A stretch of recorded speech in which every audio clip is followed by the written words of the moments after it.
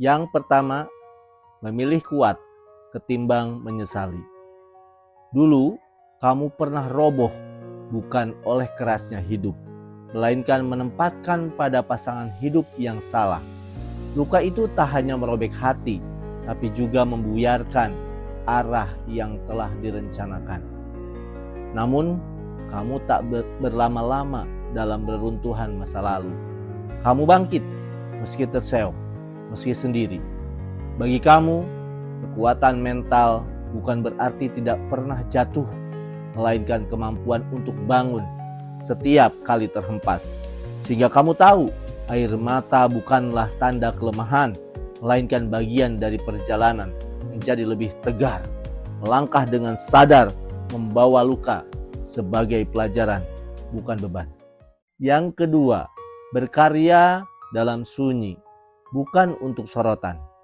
Jika dulu ia pernah mencari pengakuan, kini kamu sudah tidak peduli lagi siapa yang melihat atau memuji. Kamu bekerja dalam diam, menulis kisah baru tanpa perlu mengumumkannya pada dunia. Setiap langkah yang diambil semata-mata untuk sendiri, bukan untuk mendapat tepuk tangan.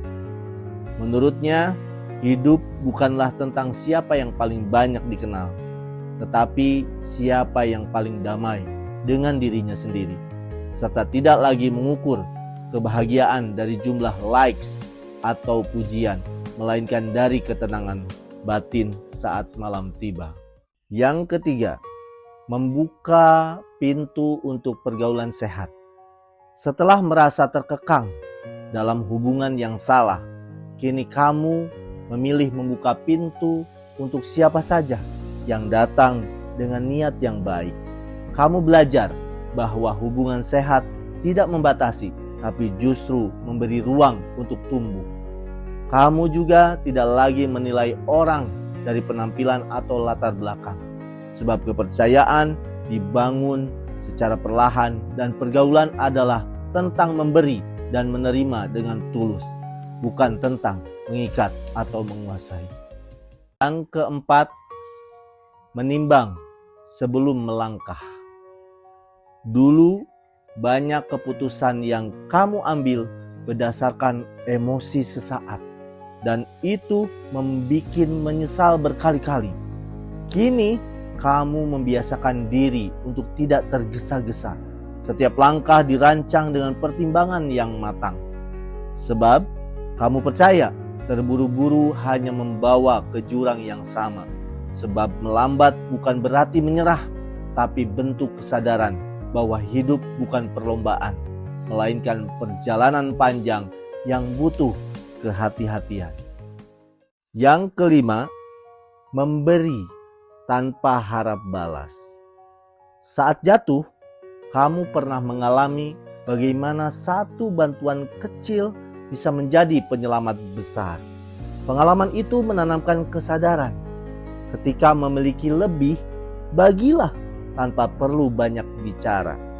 Kini berbagi menjadi bagian dari hidup kamu yang tak perlu menunggu kaya untuk memberi, karena kamu paham kebaikan bukan soal besar kecilnya materi, tapi seberapa tulus niat di baliknya.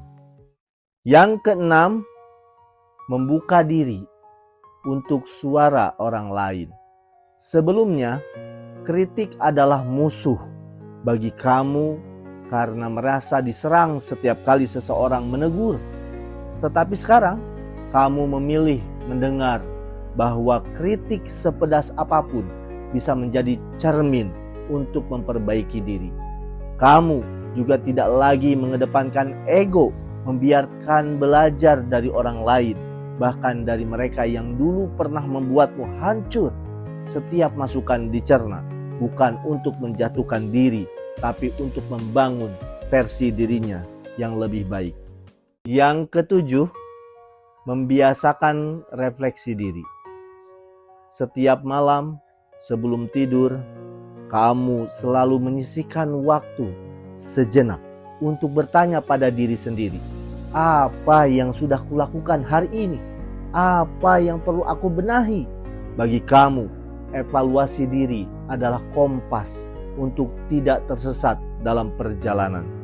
Sekarang, kamu tidak menggunakan refleksi untuk menghakimi diri sendiri, melainkan sebagai cara untuk berkembang.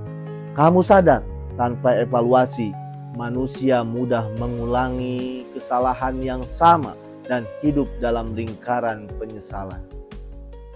Yang kedelapan, mendekatkan diri kepada Sang Khalik Pencipta. Saat kehilangan banyak hal, kamu pernah merasa kosong dan marah kepada kehidupan. Tapi krisis itu justru menjadi jalan untuk menemukan ketenangan yang selama ini cari. Kamu belajar bahwa spiritualitas bukan tentang ritual semata, melainkan tentang menjelaskan hati, pikiran, dan perilaku yang baik. Dan dalam doa yang sunyi, kamu menemukan ketenangan. Tak lagi meminta banyak hal, hanya memohon kekuatan untuk menjalani hidup dengan bijaksana. Yang kesembilan, melepas tanpa membenci. Dulu kamu merasa harus mempertahankan segalanya, bahkan yang sudah jelas tidak baik untuk hidup bersama. Kini kamu tahu kapan harus bertahan dan kapan harus melepaskan. Bagi kamu, melepas bukan berarti kalah, tapi memilih damai daripada terus berperang. Kamu juga tak lagi menghabiskan energi untuk memaksa tidak sejalan, sebab kamu percaya jika sesuatu memang untukmu, tak perlu mengejarnya dengan penuh luka, karena yang tulus akan bertahan tanpa tekanan. Dan yang ke-10, berjalan di jalur usaha, bukan kepastian semu. Pelajaran terpenting yang kamu genggam saat ini, hidup tidak pernah menawarkan kepastian. Bahkan yang terlihat aman sekalipun bisa hilang sekejap. Sehingga kamu berhenti mengejar yang tampak pasti dan mulai menanamkan kepercayaan pada proses. Bagi kamu, usaha adalah satu-satunya yang bisa dikendalikan. Selebihnya, urusan itu diserahkan kepada semesta dan kehendak Allah, Tuhan, sehingga tidak lagi terobsesi dengan hasil. Kamu hanya fokus menikmati perjalanan dengan hati yang lebih ringan. Demikian pegangan hidup untuk menjadi pribadi baru yang tak tergoyahkan. Semoga bermanfaat. Wassalamualaikum warahmatullahi wabarakatuh.